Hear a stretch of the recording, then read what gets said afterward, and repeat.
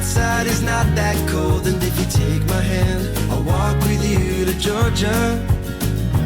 Hello and welcome to Country with Celine. Today we welcome a very young and bright star. She's making her mark in the country music biz at such a young age. She's a two-time Edmonton Music Award winner for Rising Star and a top 12 finalist at Alberta's Project Wild. The list goes on, so just go check her out. Please welcome Olivia Rose. You are gold, baby, solid gold, baby.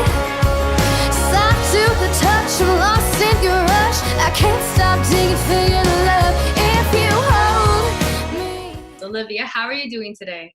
I'm so good. How are you? I'm great. Thank you for asking. Okay, so first things first, your latest release single was Gold, which was back in February. So talk about the feedback that you've been receiving. It's been super great. I haven't put out a song for about a year now. Gold was actually supposed to come out last summer, but a lot of those plans for a lot of artists kind of went down the drain. It's been really, really wonderful to have new music out there again. And the song is just so positive and happy that I think it was kind of something that the world needed a little bit of right now. And people are loving it. I've been getting screenshots from people hearing it on the SiriusXM CBC Country playlist, which has been really cool. And I don't know, I think it's just making people happy, which is all I think we need right now. You are gold, baby, solid gold, baby. Soft to the touch, I'm lost in your rush. I can't stop digging for your love. If you hold me, well, I'll go crazy for that 24-karat kiss. Make me the richest girl you know, 'cause you're gold. Yeah, that's all we needed. We need an upbeat song, and that's exactly what you delivered. So who was the inspiration behind Gold? Because, okay, we all know it's about a guy here. So who's Come on, Olivia. Well, it's kind of funny because when I was going in to write Gold, I was actually writing a lot of like really sad breakup songs. And I had this idea, You Are Gold, Baby, in my notebook for like forever. And so I went into the write with my co-writer, Dave Boris, and I was like, hey, we should write just like an upbeat, like no strings attached love song. And we're like, yeah, sounds good. And then we wrote it. And 2 weeks later, I actually met my boyfriend of now 3 years. And so I kind of say like, oh, it's something you put it out into the universe and it'll find you. Exactly. You put that on the universe, and the universe gave you something in return. Yeah. So you were just talking about how your song has been on CBC Sirius XM. Okay, have you ever heard yourself on the radio yet? Oh yeah, tons. My first single release, I was 14, and I got to do a radio tour with that. And so there's been a couple of moments that I've been driving and heard my song on the radio, which has been pretty cool.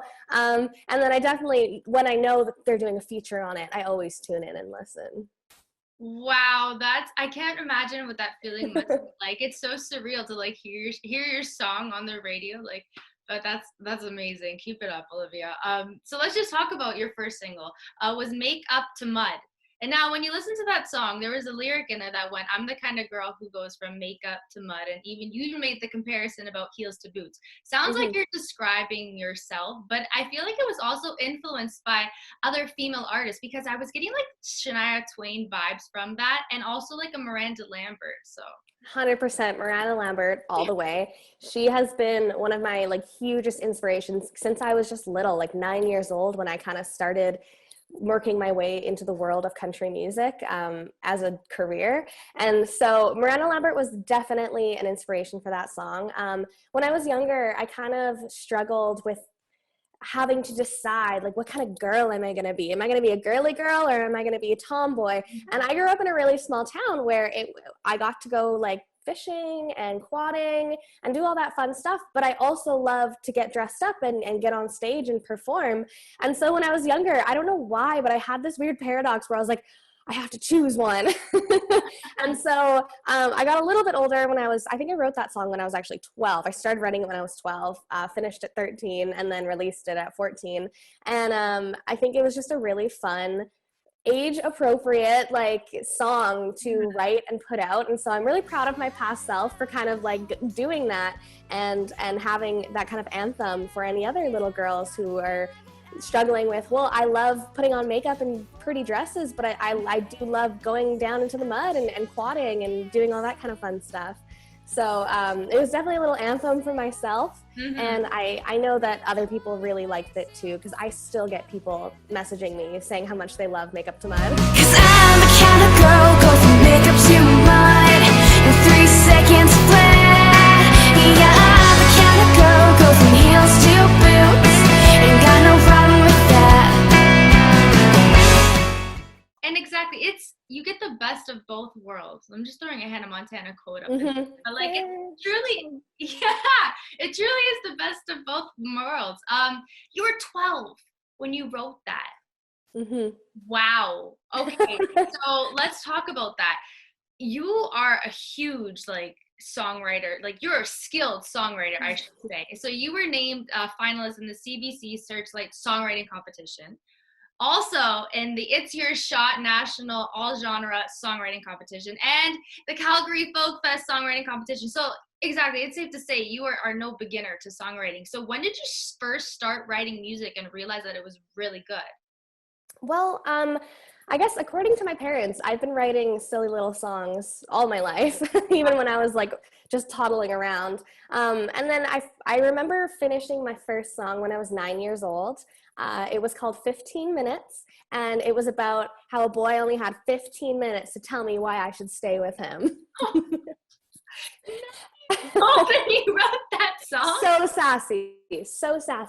And so I wrote that song, and then I wrote Makeup to Mud, and I don't know, I kind of just started like writing stuff down in my diary. And then I got a guitar when I was 12 or 11, so that I could actually kind of put them out into music. But I really didn't find confidence in my songwriting until like just this last year, to be honest. I used to dread going into co-writes and songwriting because I wasn't confident in myself, and I always second guessed, and everything had to be like perfect. And it wasn't until this past year when I started doing co-writes like 4 times a week because I wasn't doing any live shows that I realized, oh, okay, I'm good at this. I can do this. And now I absolutely love it. I love looking forward to co-writes and getting together with new people to write songs and like coming up with ideas on my own. And so it's kind of been a little safe haven for me in this whole pandemic has been songwriting, because it helps you escape the reality of this world for even just an hour, you know? Yeah, well, music does that. It helps you escape. But for you to grasp the concept of songwriting at like 9 years old, and then write your songs from like 9 years old, even like you were jotting things down as a toddler and releasing your first single at 14, you're a songwriter. Like, yeah, I get that now. I look back and I go, okay, I was doing really good. I don't know why I was so worried about it. Everybody gets like that someday. Oh my God, I just quoted another Hannah Montana song. I didn't mean that. I swear to God. Everybody makes mistakes. Oh, I don't know how that happened. But I mean, nobody's perfect. And oh God, I didn't. Oh my God. You are Hannah Montana. I have no idea how this is happening right now. I hope that's not a song. Okay, so let's talk about how you got to experience a lot. And now you played alongside Emerson Drive, George Canyon, Chad Brownlee, and Brett Kessel, just to name a few. So what were your takeaways from those experiences? Because they're really well-known artists, and a lot of country fans have gravitated towards them. Totally. I absolutely love being an opening act for artists like that. You kind of are able to see what hopefully your future will be. And it's really great because they have all these wonderful fans that are there to see them, but also get really excited to see you and get excited like as your set goes on, because they're going to come on after you. And it's really, really cool to be able to perform for those audiences, because you already know what kind of music they're into, and so it's easy to kind of capture them and hopefully turn them into fans for yourself. And even just meeting all those great people that I've opened for has been incredible, because that's creating connection with some people that maybe could help you down the line, or just even know your name now.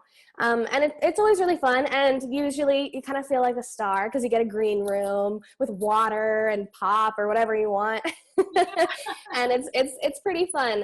And also those shows are usually full band, which is so great. And I miss playing full band so much. It's been a minute. So those shows, I'm very, very grateful for being able to open for so many artists that I have.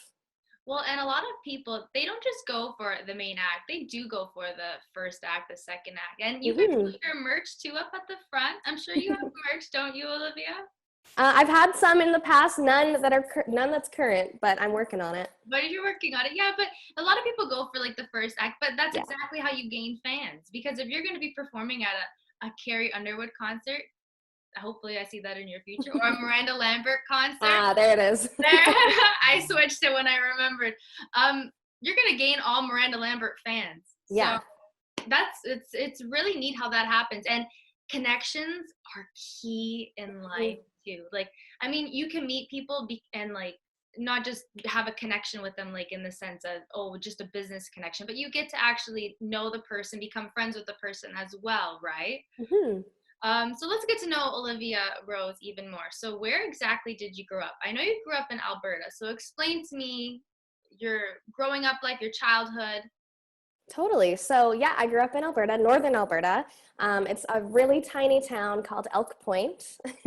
It's got about 1,500 people. And the only name brand thing we have is a Subway. And that only went in when I was like 14. So, but growing up in a small town was great because I was surrounded by country music. I can recall like dancing in my grandparents' kitchen, listening to classics like Johnny Cash and Loretta Lynn. And so kind of growing up with country music as my soundtrack really inspired me to go into this genre. One thing I love about country music genre is the storytelling. And how storytelling for me really is the backbone of country songs and country albums. And so that was really, really great. But yeah, growing up in a small town, it was great, but it was also hard because there were no musical outlets for me there. My family is not musical. I am like the only musician in my family. And so finding vocal lessons, guitar lessons, anything like that was a challenge. So I have very wonderful parents, and my mom drove 2.5 hours each way to Edmonton multiple times a week for me to do open mics and co-writes. And I was in choir, so we did that. And she even drove for my sister, who was in competitive fastball. And so she was driving a lot. Gotta give her credit. Oh yeah, I try to give her credit in every interview I do because it was tough. But yeah, I didn't have, I don't want to say I didn't have a normal childhood because I did, but being in the music industry from such a young age definitely kind of put me on the outside a little bit. I totally lost friends when I was little because I couldn't hang out every weekend because I was going to Edmonton. I've missed birthday parties from my best friend multiple times. Because I was in the city and I was working on my career at such a young age. And so it was hard, but I love Elk Point. My whole family still lives there, so I get to visit all the time. And it's really, really wonderful to have such a solid place to come from. Mm-hmm. Yeah. That's, I lost my train of thought. No, I was going to say how you have to make sacrifices. If you know what you want to do, like sacrifices is what like happens. You have to like stop hanging out with your friends. It's like doing if you want to become a doctor, let's say, because doctor, you're in school like 24/7. You're gonna lose a lot of friends, a lot of social life. So if that's something that you want to do, it is a sacrifice, but at the same time you're working towards your goal. So you know that the end goal will be something that you love, right? Totally. And also, okay, so you grew up with a country music background. You grew up listening to Loretta Lynn, Johnny Cash, as you were mentioning. So when did you actually decide that, you know what, I want to become a singer? Was that something that you just knew like your whole life ever since you were born? Pretty much. I don't recall a certain point where I said, I'm going to be a singer, because from what my parents say, I've been performing since I could talk and walk.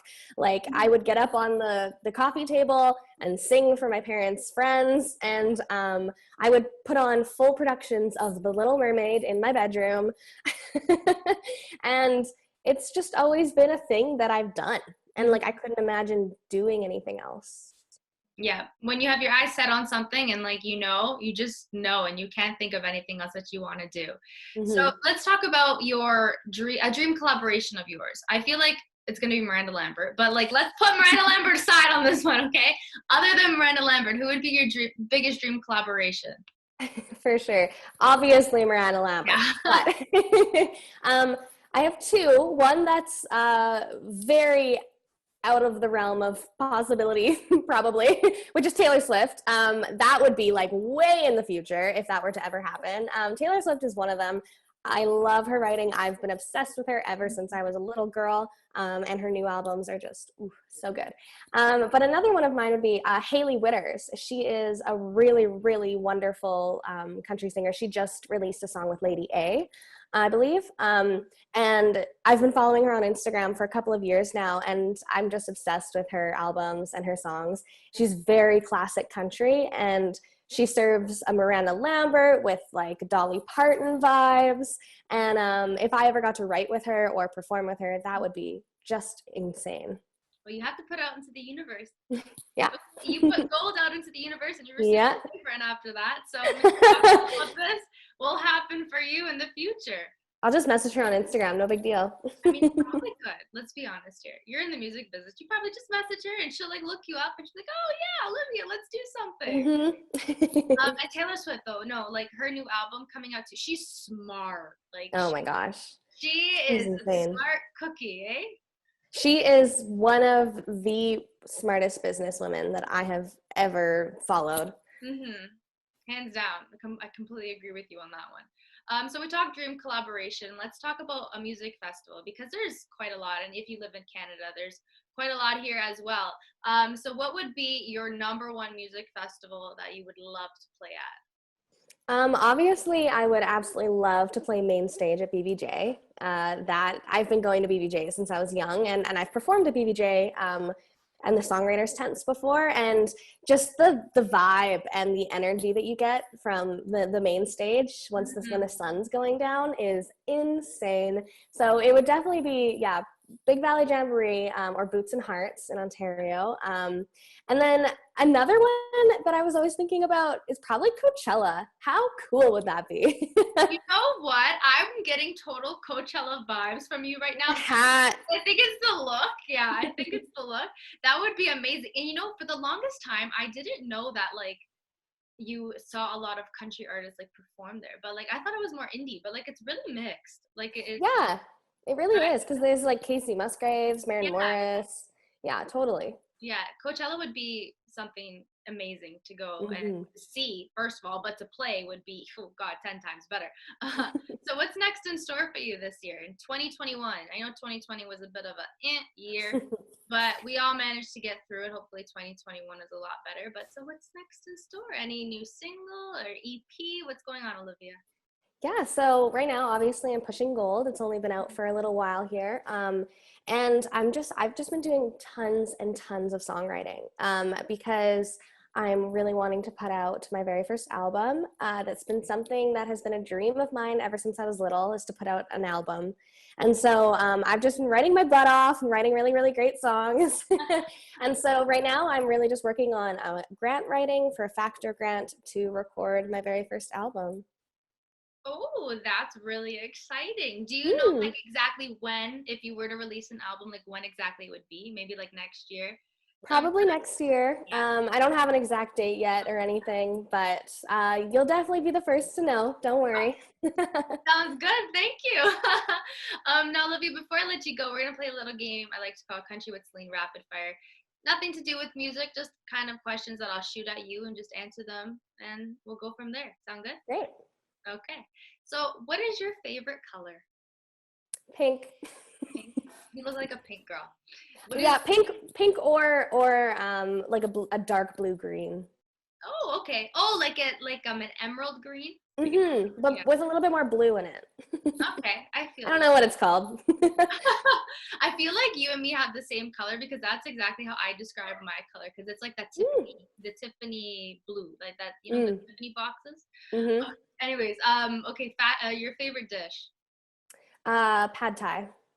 Okay, okay, I see. Mm-hmm. Not my forte, but it's okay. Your celebrity crush. Oh, what's his name? Oh, I don't remember his name. It's the guy on The Walking Dead, Negan on The Walking Dead. I don't watch No? The Walking Dead. Oh, no. Gotta find him. Wait, I will. Is it his name's Nino? No, Negan. Negan. Negan. He's played by, Jeffrey Dean Morgan. He's a sexy older man. Oh my god. I wasn't expecting that. Okay, let's show the viewers who you're talking about here. That's not a good picture of him. Okay, this one's better. This one's better. He Mm-hmm. looks cute here. Okay, he's yeah. Yeah. So Jeffrey Dean Morgan or like Johnny Depp, Okay, so you like the older guys. I guess. I was expecting like, you know, Harry Styles or like Justin Well, Bieber. yeah. They're there too. Okay, what would be your biggest fear? My biggest fear? Yeah. That's a good question. Like I don't like spiders. I'm like, okay, I'm fine with heights, but like I don't love them. But my biggest fear would probably, this is like really dark. It'd probably be like never, like being alone, like never having a family, like just being alone. That would be very sad. Yeah. If like you don't choose that life, that would be Mhm. really sad. Like losing everybody that's important to me. That's my biggest fear. I understand what that is. Wow. Yeah, that was okay. Let's end off on a positive note now. Okay. Let's think of another question that we can throw at you. What is your best advice that you've ever received?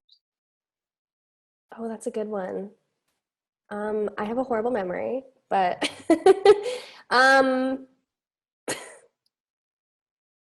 I don't know. Oh no. Oh no. Oh no. Okay, how about this? Let's do this. What is your favorite Hannah Montana song? Since we've been quoting them all today. I mean, it's not technically a Hannah Montana song, but I do love Seven Things. That's Miley Cyrus, though. Wait. Okay. Probably. I mean, I kind of gotta say Nobody's Perfect. Nobody's done. I gotta work it. I'll leave the singing to you. Oh my god, Olivia, it was such a pleasure chatting with you. You are such an outgoing individual. I can't wait to see what's in store for you in these next few years because I feel like you're gonna go really far, girl. Thank you so much. It's been really, really wonderful talking to you, and thanks for taking the time. Oh, anytime. You're welcome on Country with Celine anytime you want. Perfect. Time in a